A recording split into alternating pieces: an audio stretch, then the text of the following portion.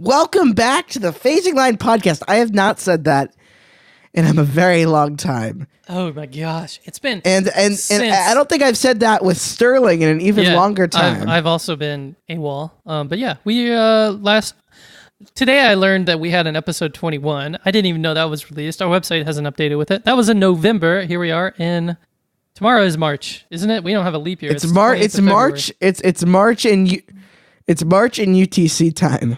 Oh my god! So by the time you read this, by the time you listen to us in March, it will have been October, November, December, January, February, almost 5 months. Yeah, I mean, at least everybody had to catch up with got a chance to catch up with all of our episodes. Ham Radio has, I will assure you, Ham Radio has not stopped to wait for us. Oh my gosh, there's been so much going on. So much going on. I was on a few things. Like I was on HamRadioNow with the ARRL drama. I was, we'll get to that in a minute. I feel like that's almost old news that's at kind this of, point. It is old news, and it's kind of going to be the crux of this episode, and then some. But we got, so we'll just let you. Yeah, it's be a long episode. So let me just let you know what we got going on here. We have, we need to talk. We'll do some podcasts. Bouvet failed. My KH1 project, the expedition funding. You're back from 5 cruises and Israel trip. 5 cruises and Israel trip and going to school and getting stuck. Doing real life stuff. The N6AA censure we have to unpack. The ARRL, new technician licensing. Where we've been. There's so much. There's so much to talk about. You know what's going on at Triple E, Kari. Friedrichshafen, my trip to 4X. It's going to be a couple episodes. This is going to be a couple hours long, so sit tight. And so actually, know that, we'll divide this up. Yeah. And we'll actually, you know what we're going to do? Episodes. There will be timestamps this week in the show notes. So I timestamped N6A's, he did a forum presentation at Yuma, and that took literally, it's a 1.5 hour long presentation. It took me at least 2 hours to timestamp it. I was just like, man, I'm so bored of watching this video. It's it's exactly what N6AA, basically not a rebuttal, but just here's literally what happened and here's what's happening. And a lot of people are going to look at it, not watch the whole thing, but it's important to get his side of the picture. So I timestamped the whole thing. I put down 50 or 60 timestamps, and man, that was time consuming. So what I'm going to try to do is I'm going to go to Audacity or Audition and hit M, and that will make a marker. So maybe that'll be helpful. I did it when I said M, so there will be a marker. There's a marker where we talk about the marker. Exactly where I talk about the marker. Perfect. Okay. Anyway, yeah. So this will be a 2-part, maybe 3-part episode. 4-part, God knows. And we'll release it over the next couple weeks. So yeah, I guess so. That gives us content. I'm sorry, guys. This is a priority, but it's nowhere near as high as school life, family, travel, marriage, and I value you. Yeah, Sterling's trying to get married. Mm-hmm. So all those things kind of get in the way. But we're here to talk to you. I have a microphone. I have a shack. I just painted my shack studio. So I want to continue to make this because honestly, it's kind of the fun thing I do. I'm not sure editing this is the fun thing I do, but certainly talking into the microphone is the fun thing we do. So we're going to try to do less editing too to get these out to you quicker. But you know what? You know who taught me that? It's actually kind of a good segue. Gary Pierce, Can4IQ, is kind of the Ham Radio Now master. Actually, he retired from that gig. He retires that. We'll unpack that in a minute. But there's logic here. But Gary always says, I want to make the shows that I want to make. And at first, my response to Gary was, Gary, that's such a self-serving attitude. Don't you want to make shows that the audience wants to listen to? Everybody else wants to hear? Yeah. And then you do this podcasting thing. I've done it for, over 2 years ago, 2 years now in various capacities. Let me assure you, you don't want to make the shows other people want to make. You want to make the shows you want to make. It's time consuming and expensive. And frankly, I do it for me more than I do it for you. And the fact that you listen is just a blessing. Yeah. That being said, I got the same Gary same kind of, we'll have to edit some things because we always talk over each other. And I know our comments and audience have realized that, and I try to make it better. But I was going to say, people always say two things. The first thing they always say is, you guys always talk over each other. But in the same sentence, they always say, you guys have good synergy. So it's like, pick one, not the other. Yeah. Anyway, I was going to say, both my YouTube channel, my N0SSC blog, I started getting comments of like people actually were watching those, and I'm just like, it just like blew my mind that people actually do that. And here I'm making a podcast and it's supposed to be for the people, but at the same time, I'm just doing this because everybody else has a podcast and I want to get on that sweet moolah. Just kidding. I just want to talk into a microphone and have some fun talking about ham radio because I don't get to do that a lot. There's not a lot of people around that have an interest in ham radio like I do in my local area. And if they do, I can't really, hang out with them too often. They're off doing something else. They got kids, family, work, whatever. So that's what we do it here. I kind of wonder, who are you? You're listening to us. Who are you? Let me know. I'd love to know more about who listens to this podcast. I honestly have a very crazy poor people. idea. Crazy people, that's for sure. Dedicated people. Yeah. You know what? So do this. Go to our Facebook or our Twitter and tweet at us with a picture, or Facebook at us, a picture of you listening to the show. I'll do something with it. Yeah. Nobody's going to listen to that. Because we asked for that like before. Nobody did anything. You know what? If several thousand of you listen to the episode and 1% of you respond. Right. Do they even know what Twitter is? You know what? I think most hams know what Twitter is, Sterling. Anyways, Twitter I was starting to say, Gary is the master. But the master is kind of let the inmates run the asylum. Gary, and now I'm not sure if he announced it publicly. I believe he announced it publicly. Gary is moving on from Ham Radio Now. He is going to move on to bigger and better things and other things to devote his time to.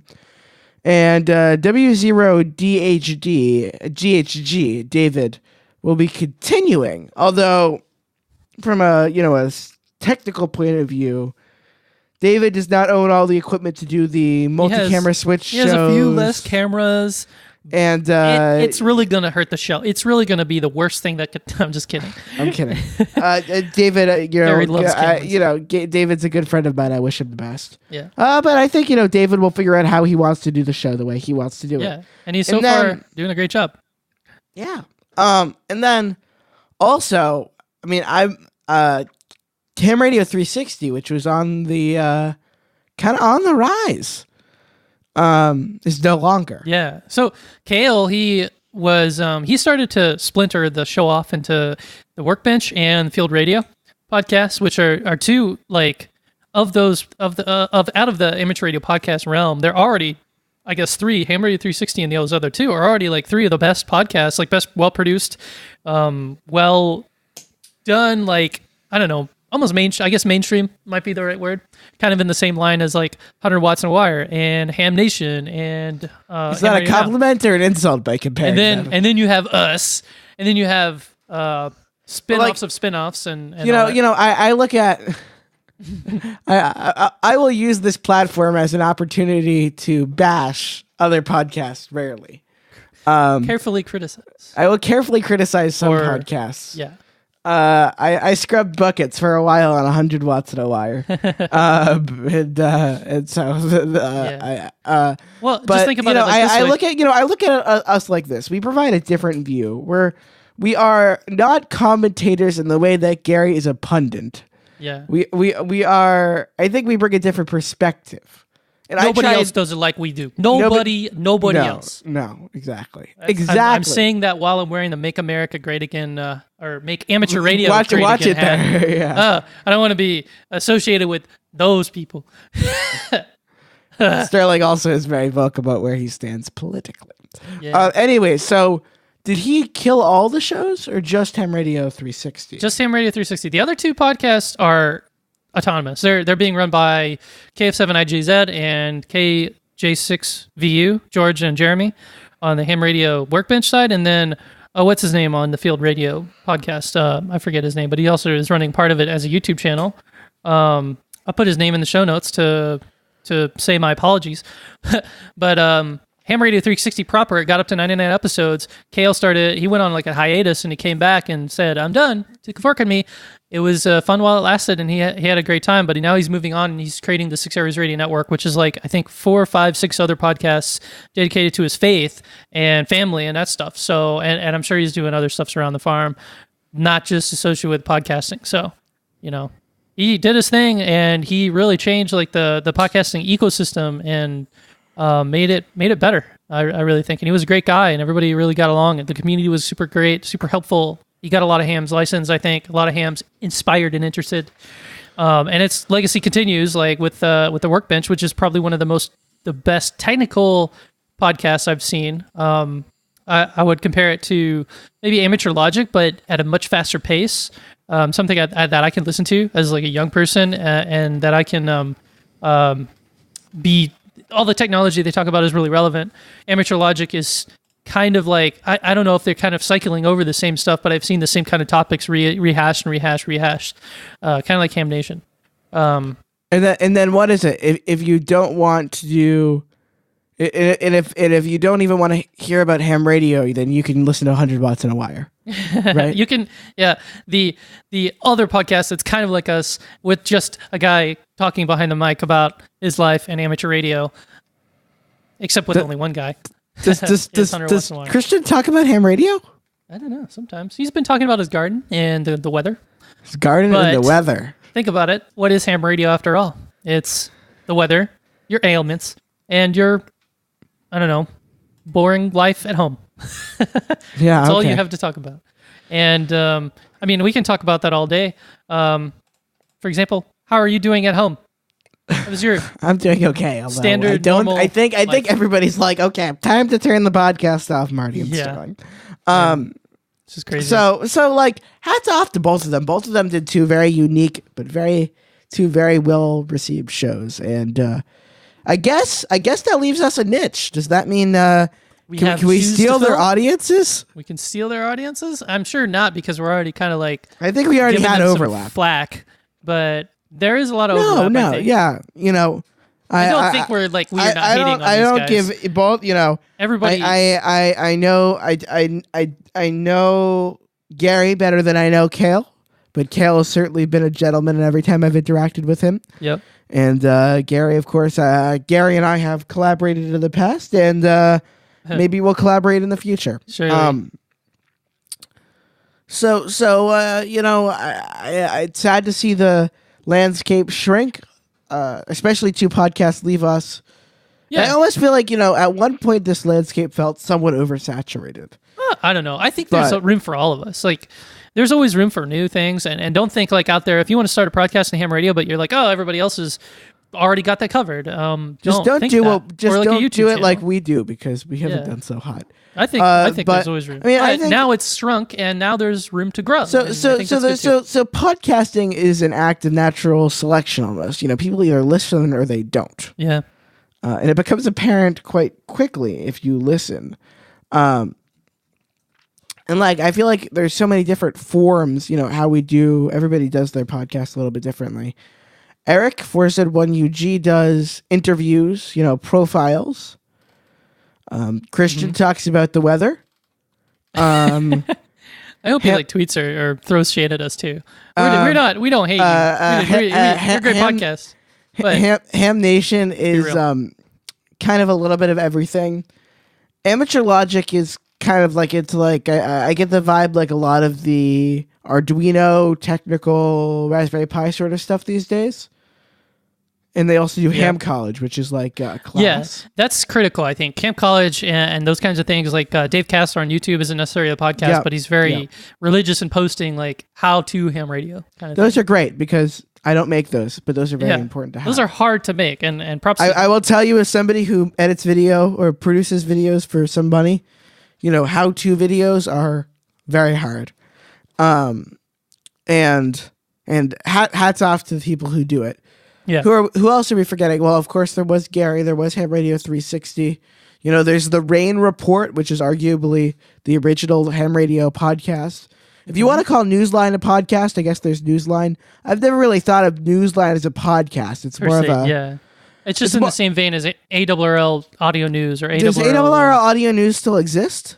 Yeah, they still produce. But then you also have The Doctor Is In, which is a podcast. Yeah, I have yet to listen to The Doctor Is In. That's pretty good. It's like basically when they started, they had the whole amateur radio ecosystem. They just pick one thing and then talk about it for about 20 minutes. The Doctor Is In came up with some they publicized a while ago some absurd numbers for downloads, which seemed, I won't say impossible. I would be very impressed if their numbers they claim to have produced are true.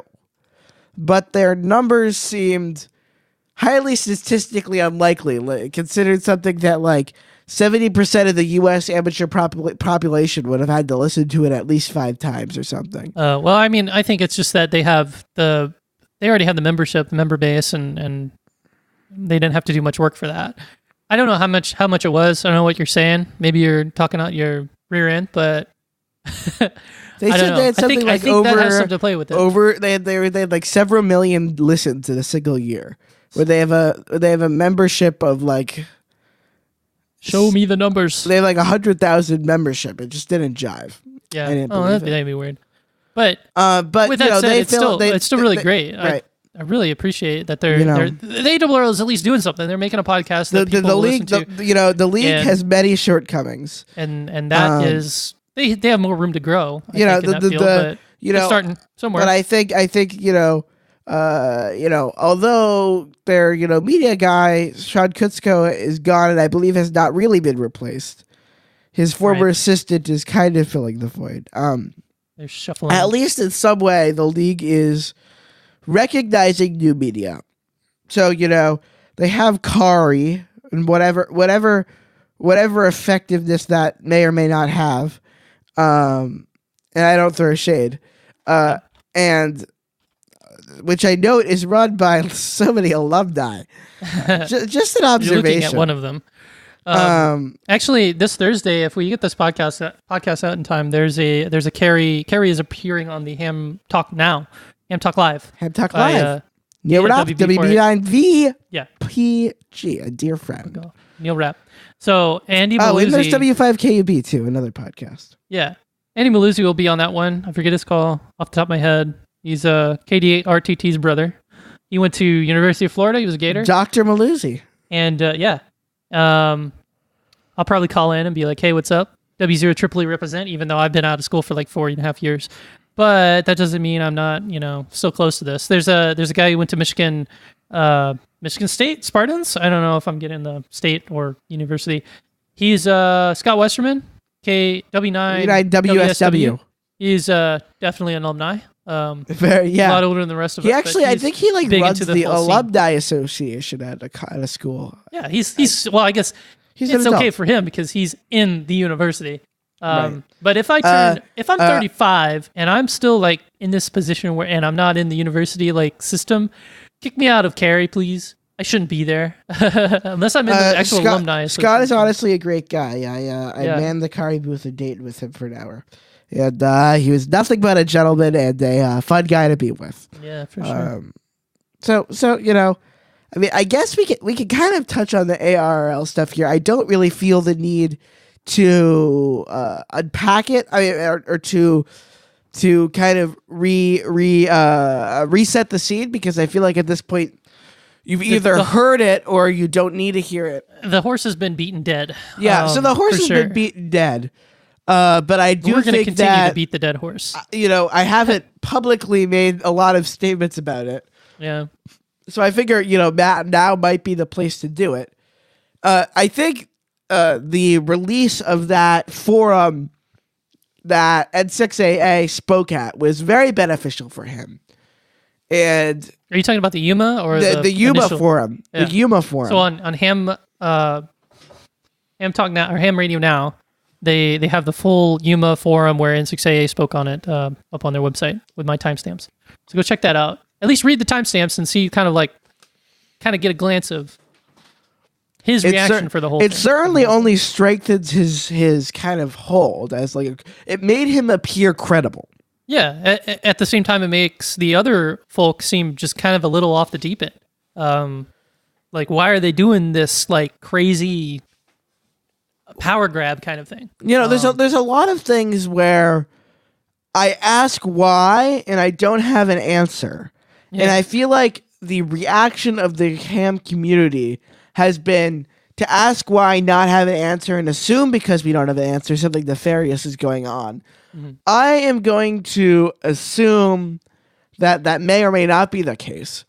I know I've interacted with my director. Some directors have been good at communicating. Some have been pretty crappy.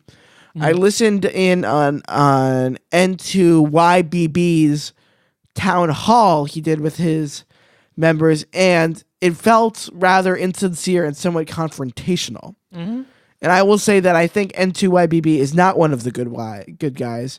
And I think the reason I say that is only because as a if he my vibe with him has been he appears very defensive, and I am concerned about how much he cares about the people who send him to the league. And the other thing and obviously Mike Lisenko is the kind of the person who is conspired to, has lobbied for, and is kind of the father of ARPA. And I think it is safe to say that ARPA does us no good. And I think it is safe to say that N2YBB will never admit that, and that N2YBB has his heart set on passing ARPA no matter what it takes. And I feel like we're at a weird time within the league, right? We're at a time now where we have to fight against the people working for us for what's best for us. And ARPA, we're not by the fighting way, is what? ARPA, by the way, is the Amateur Radio Parity Act related to HOAs and reasonable accommodations and everything. Just to get the 4-letter acronyms out of the way. And we're not even fighting the other guy, which seems like, from my point of view, it's a terrible waste of resources because we can't spend our time fixing problems. We don't have time to be going after homeowners associations, having discussions, figuring out what can work. No! We're wasting our flipping time with an eternal head bumping war. Yeah. And for me, that is embarrassing. That is stupid. And frankly, that's pathetic. It's pathetic. And moreover, I think that what the league is pushing an agenda that sometimes I don't understand. I don't think the league understands. With all the infighting, it's hard to see that they have a clear vision of what they're going to do, what they're about to do. Right, and divided. Right, I think this, we're kind of at the point of a civil war here, but we're not real. It was like we're having a civil war, but outside of the perimeter fence, there are people starving, and running water. If you get my analogy, it's like, can we just not be fighting? Maybe it's time to clean house. The CEO of ARRL stepped down. NY2RF. He cited quote unquote tax and financial reasons. Call me crazy. I looked into some of the numbers and it made sense. It looked like a pretty bad deal to live in Connecticut or work in Connecticut and live in Florida. So I give it to him. No, but you are it's buying a bad time. You are buying the bullcrap so badly, Sterling. It is hysterical. Do the research. My director, who, isn't the most credible guy, but I'll give him this, says, first of all, that's BS. Second of all, he quit the day before the board meeting, and never attended the board meeting. It did so very intentionally. So, I don't know if you have proof of that, but with the numbers that I saw, I do have proof of that. And you know what, Sterling? I'm going to, first of all, question your credibility. Marty. And second of all, I'm going to go out on a limb and say that when the board members themselves call BS, I'm going to tend to believe them. Well, so do you believe in 6AA for calling BS on...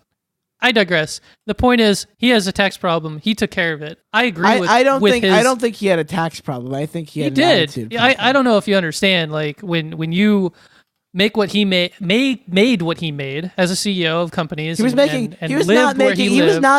first of all, it was a benefit to him to leave Connecticut. He was not making very much. You can't deny that. He was making $160,000. I'm not talking about at the ARRL. I'm talking about before. I'm talking about his assets and just the general scenario that he's in. I don't think he was whatever. It's not my job to get into his tax business. Can't deny that it benefited him to not work in Connecticut. No, that's not the point. My point is that claiming that he left solely due to the fact that due to financial reasoning, in my mind, makes little to no sense. Now that I agree with. I'm gonna support him on what he said, but I'm also gonna be like, trust but verify. I don't think that's the full story. I think there was a lot of the infighting had to play a role. I think that, and I questioned his effectiveness. And he did some good things. Kari, I think, is his saving grace there. Yeah, he did a lot of efficiencies. But if you watch N6AA, he talks about how he kind of businessified or corporated the ARRL. It turned more of a efficient business rather than a membership organization. Right, and unfortunately, you have to run a membership organization to run a membership organization. Now, you should run, there should be some business aspects, but a membership organization at the end of the day is still a membership organization. Right, now, you are there for your members. Right. It turns out that when you ignore your members or are not so nice to your members, it comes back to bite you. That's another thing that turns out to be true. Yeah, exactly. I think Tom had a lot of really good intentions, and I commend him for doing what he did. Now, at the end of the day, it turns out that maybe he wasn't the right person for the job, and I think he made some mistakes. But, he left on his own accord, or what appears to be his own accord. I wish him the best, and hopefully I'll see him cruising on his yacht in Florida. And I mean, there's plenty of things I could criticize him about. But at this point, there's no reason, Obama out, there's no criticizing him is not going to accomplish anything at this point. Absolutely. Yeah. And Barry Shelley, N1VXY, currently interim CEO, seems more than competent. He's been at the league for almost 30 years or more than 30 years. He seems to be well respected by just about everybody. While he's not an active ham, he seems like somebody who can be a great stabilizing force temporarily for Newington. Yep. I think he knows what's going on. Now the thing with like the new CEO that they're trying to find, I think they're approaching us the wrong way, and N6AA hints at this, and he talks about how they're making a search organization, and rather than just saying, "Hey, people of the United States who are hams, do you want to be CEO? Apply here." Like I think it's more beneficial for you to have somebody who wants to be there rather than somebody who might want to be there but might not, but looks like a good one on paper. But I'm not so sure, but I'll say this. Yeah. I think within the ARRL membership, there are lots and lots of highly qualified people. Yeah, as of now. And I guess it's not surprising that there's a search committee. That's a thing that a lot of companies do. I'm not disagreeing with that. What I think is, if you look at the population that ham radio tracks, there are a lot of people who are both active radio hams with a business background or a management background who would be more than capable of running the organization. Yeah. You need a little bit of politicking, you need a little bit of charisma, you need a little bit of business, and you need a little bit of ham radio. Mm-hmm. And actually probably some legal understanding too. And I think it's a hard thing to shop for, and I think we're not going to see a new CEO until at least the January board meeting of next year. Yeah, or something like that. So from that point of view, it's a long time to be in the interim, but I think Barry will be a nice stabilizing force for the league. Yeah. Meanwhile, they're losing members like crazy, and everybody on QRZ and all the internet sites and my ARRL voice are like, leave the ARRL. The ARRL sucks. It's not worth being a member. All this crap. Like, I really hate it. I hate the fact that people are attaching the actions of the board to the actions of the ARRL as a whole. Leaving the league is not going to fix the league. Right. It's going to draw money away, and it's also going to pollute the board, like the pool of people who would become the next board of directors. It's going to keep those people in because your vote won't be there to vote them out. And your money won't be there to make the ARRL Foundation or make new publications or make QST have fewer ads, like that kind of stuff. That stuff's important. And, so many people have been leaving the ARRL. It's been having a bad impact. Like, I'm not sure how many people know the Green Day song "When I Come Around." Yeah, but that's kind of been my mantra for this whole thing, Eventually, it'll all come around, Yeah. And I'm confident that, we will make it. I'm not worried about the league. I'm frankly not worried about the league. Oh, yeah, sure. I wouldn't be surprised if somebody's so insofar frustrated that they just go out and make their own league with blackjack and hookers. The weird thing about the league, right, and I think it's important to understand, is it's kind of, they're the portal to the FCC as far as they're the portal to the FCC as far as like they're the people the FCC looks to. As far as we are concerned, yeah, they go, hey, amateur radio, and by that I mean, hey, ARRL, what do you think about these and it goes the other way, like ARRL had all these problems with fluorescent lamps and grow houses and interference in Indianapolis, all kinds of places. They went to the FCC and they took care of it, albeit slowly because it's a government, but they're our body and they're our only hope. And there've been a growing number of people saying that's not true. That's not our only hope. There's public comments and this and that, but public comments, just look at what Ajit Pai did to all the public comments regarding net neutrality. An organization, it's all about the organization. That kind of clout and that kind of like movement, it works so much better than the crowd as a whole. So that's what I think. That's just my opinion, man. Yeah. All right. We'll take a quick break, and coming up next after the break, we are going to be talking about none other than 3Y0Z. That's right, the Bouvet Island DXpedition that 'twas not to be. Stay tuned. We'll be back in a moment. You're listening to the Phasing Line Podcast. And we're back. It's the Phasing Line Podcast, the place where we talk about just about everything there is to talk about in ham radio. Computers, DMR, D-Star, podcasting, politics. The microphone I'm talking into right now, all the way up to the light on the top of the tower and the rotators spinning the antenna. We talk about all of it here. That is right. Amplifiers, compressors, and soldering also irons. And also homebrewing beer. Expeditions. And also homebrewing beer. Homebrewing beer. I don't talk about that. You can tell Marty wants to be a professional broadcaster with the way he introduces and comes out of a break, even though we don't have breaks. What we do, we've spent, what was it, like 40, 30, almost 30 minutes just peeing and drinking water and shooting the breeze. I don't think Sterling is drinking water. Oh, no, I am. I'm staring at my homebrewed beer. I have a little bit left in my cup because when you homebrew beer, you get trub on the bottom, which is just all of the sludge, the malt, the yeast, the hops that fall to the bottom when you're fermenting it. You don't drink that because it tastes all bitter and gross. So you got it. You heard it right here. Sterling drinks sludge. I don't. Specifically, don't drink the sludge. But it's really good. You should brew beer if you're of age and you don't want to spend, I don't know, $25 for a 18-pack. I made this batch of 5 gallons for $23 worth of equipment and 4 weeks of time. 3 weeks of time. You can get it done. So going into the break, I promised that when we got back, we would talk about Bouvet.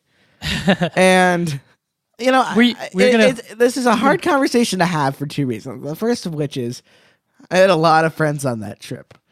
And it was sad. I think everybody scary. Did. Mm-hmm. And it was disappointing. And there was so much. All of the like, the weather's really bad. Oh, I don't know we're going to make it kind of thing. But they did make it to Bouvet. There were so many high highs and low lows that I'm not in a position to criticize them. But I do think unpacking it is necessary. So let's just start with the branding. I think it's safe to say they branded themselves as the biggest, best, and most capable DXpedition of all time. And they need to raise a lot of money. Each operator contributed upwards of $30,000. So that's, $600,000 right there. Mm-hmm. The DXpedition probably, I would speculate if they're saying it or not, it cost around $1 million. And besides, so remember, Bouvet, if you draw a line between putas, I'm going to butcher it, Arenas, putas Arenas. It's really dang far south, pretty much on the tip of Antarctica. Yeah, it's real far south in Chile. And if you draw Chile- a line between Puntas Arenas and Cape Town, if you go about 2/3 of the way to Cape Town, before you hit ZS8 or whatever, and after north of north of like the South Orkneys, northeast of the North Orkneys, far more east from Get it out there. South Sandwich and South Georgia, is Bouvet. Far north. It's actually sub-Antarctic. Technically, it's not in Antarctica, I believe. Just so far. It took how many days to get there from Cape Town? Well, they left Puntas Arenas and sailed for almost 2 weeks to reach Bouvet because it's a very long journey. It's a lot farther than going from Cape Town.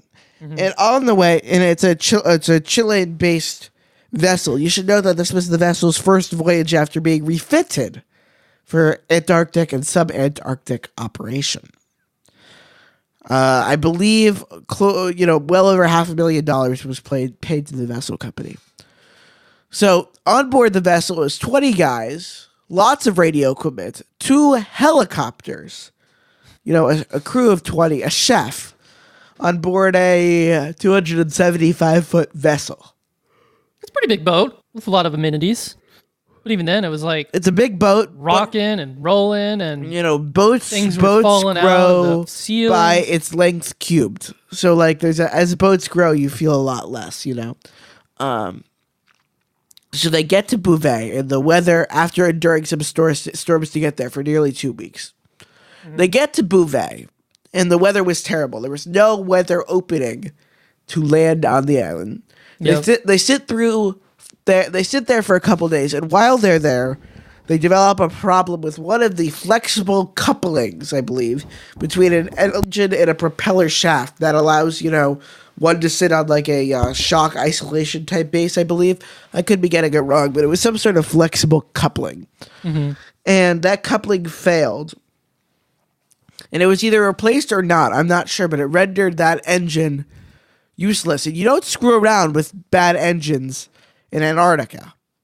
So at that time, the 6,000 miles away from civilization. And now they can only make 5 knots, barely hold the bow into the wind. It's a miserable trip. Yeah. So they head back to Puntas Arenas. I can only speculate that the emotions felt on board were pretty dang low. And after a couple days, they decide, no, Chile is closer, we'll go to Chile. Eventually, they made it back. But the heroic operation by the people who went, it was pretty dang crazy. And I can assure you the families were very worried.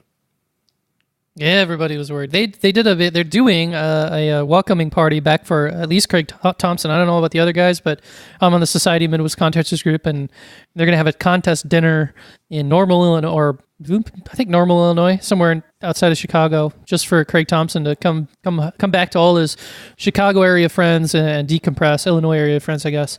Decompress, talk about the trip, and the emotions these guys must be feeling, 6 weeks, 9 weeks away from their home, $30,000 down the drain, 31 days on a boat for nothing. All for nothing. And it's really sad. Yeah, the weather was to blame and the boat failing also. But, right. Man, it sucks. Yeah, but at the end of the day, all we can say is we're happy that they're home, and maybe they'll try again, maybe they won't. Supposedly, there's a team led by Dom 3Z9DX heading out there in a small boat, but I have very little to no faith in Dom. He's you mean 3Y0I? No, his call sign is 3Z9DX. The operation is 3Y0I, but I have very little faith in him. He's the one who claimed to go to North Korea and didn't. They're taking a very small vessel, very far away from home. And I have my reservations. With that said, I don't know if they made an announcement saying, "Hey, you 3Y0Z guys, you guys can come with us, and it'll be fun." I don't know if that's kind of like an insult or an insult to injury, or if it's like an actual bona fide like we're gonna make it right after all. So I don't know. I don't know. I think everybody's hyped for it again. I think anybody who spends 31 days on a boat and then fails is gonna have. I'm gonna be like, I'm not getting on a boat ever again. And they're probably gonna have they're gonna have very little desire to get back on a boat. Yeah. I would never. But I mean, if they make it back to Bouvet, then great. I mean, they're going to get a lot of context. But I also kind of have a feeling that they wanted their equipment. They brought the whole 9 yards to Bouvet, the helicopters for all, but tons and tons of flexes, ICOM equipment, flex equipment, antennas out the wazoo, towers, everything. It was going to be a big deal. And I think FT8 even updated for DXpeditions. And I'm not sure if they had a updated version of the software or whatever. They're beta testing it right now, so maybe not. But it was going to be a big deal. So if 3Y0i can meet that expectation, that'd be great. But I mean, I think the 3Y0i guys are first a smaller team, and secondly, not going to be on the top. I think it's infeasible that they're going to hike to the top of a glacier with 20-meter Yagis and amplifiers on their backs. So they're going to have to operate on the shore, which technically violates the permit to operate there. It also blocks the path to some key QSO areas. So they're not going to be able to put on a big show like 3Y0Z planned. The demand will still be very high. I think they're just what is it, the term? Something on the shoulders of giants running. Well, I think Dom just likes going to these weird places and beating on other people. Dom's kind of a prick, if you ask me. He's also the one who was a dealer for GXP antennas, and as it turns out, started screwing people over. So he's a shady dude. Oh, yeah.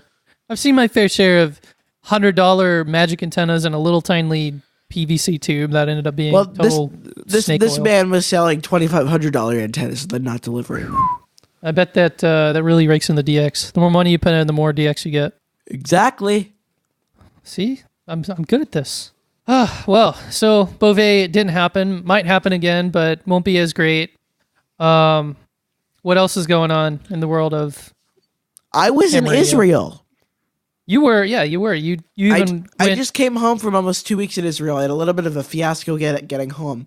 Yeah. But I logged over 500 Qs from the station of 4X6TT as 4 X-ray stroke KC1 Charlie Whiskey Fox. It was a lot of fun. Nice. So you actually got to operate over there. I did.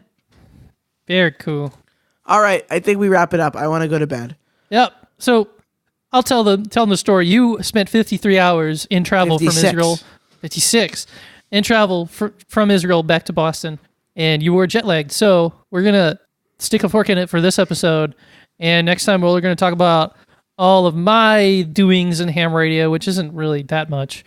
I've been on every group, every YouTube channel, every chat, running carry and stuff, and Triple E. So yeah, and I'm sure something else will happen in between that time. We're going to try to do every 2 weeks, bi-weekly, fortnightly. We're really looking in for the year of less. I watched this podcast called Hello Internet, and they wanted to do a lot of podcasts, in fact, are just all about doing less editing and less prep and less stuff. So that might lower the quality of the show, but I don't think it'll be a big deal because it's not about you, it's about us. Right? That's right.